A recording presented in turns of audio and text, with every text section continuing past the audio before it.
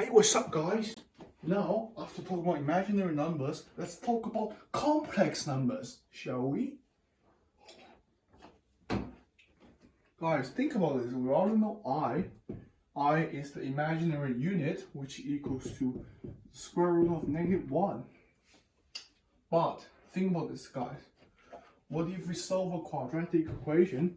Remember the quadratic equation?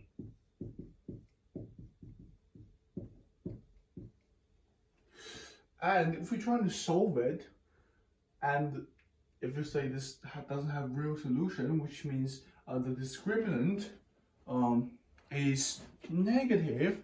Yeah, it is negative when it doesn't have solution. And don't you leave up with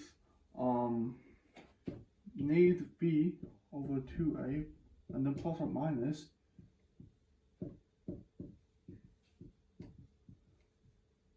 What you will notice is that this section is a real number. It has to be a real number.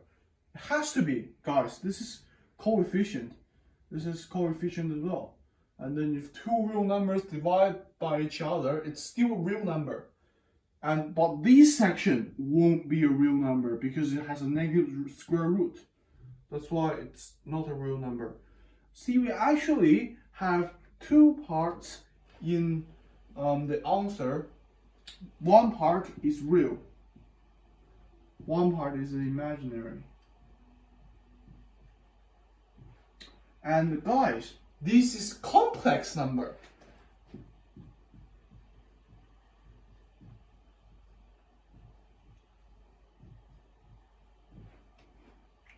Complex number is not a number. You have to remember this. Complex number is not a number. It's a combination of numbers. It's the combination of real numbers and imaginary numbers, which means a complex number will have the form of these. Look at this, guys.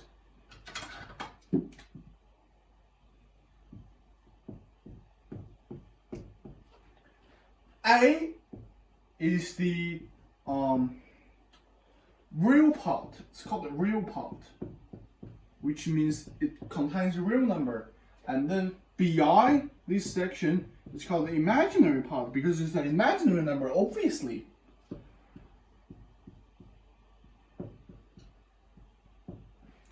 Guys, why can't we merge them together?